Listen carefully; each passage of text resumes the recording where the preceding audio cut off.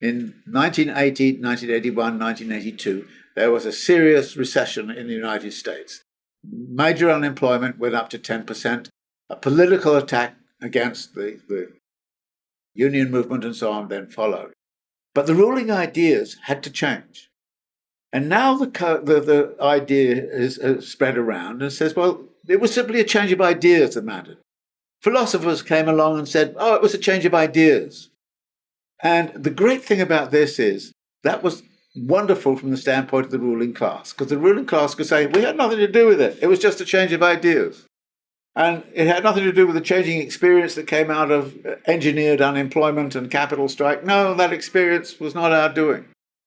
So in effect, the ruling class could claim that somehow or other it had nothing to do with what happened with neoliberalism. And we have many theories of neoliberalism now which actually talk about it as something which was produced in the realm of ideas. Now, my argument was it was not produced in the realm of ideas. I go back to the Marxist proposition.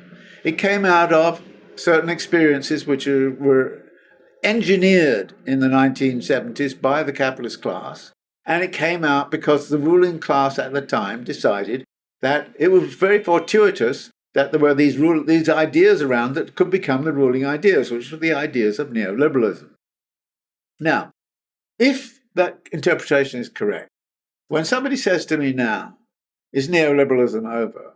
My answer would be, well, actually, the ruling ideas never worked that well. The person who tried to implement the ruling ideas in their purity was Margaret Thatcher. And she was entering into major crisis situation in British politics because of that. The only reason she got re-elected was because she went to war in the Falkland Islands against Argentina, and therefore everybody in Britain could start to be jingoistic and say, well, rule Britannia, and all of that. So she got behind all of that. But the ruling ideas were not working. They did not work in Chile, where they were first employed. In 1975 under Pinochet, they didn't work. So actually, the ideas themselves were an ideological scam, if you like, placed upon what was really happening beneath. And what was really happening underneath was the gradual development of recapturing value from workers and from the working class by capital. And that capital could use the ruling ideas and the policies attached to the ruling ideas as a means to try to reestablish its wealth and its power.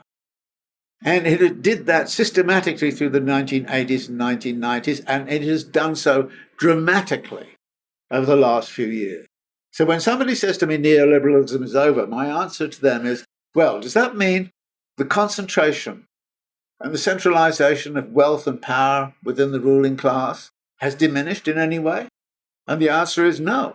It has not diminished in any way. It has actually expanded dramatically.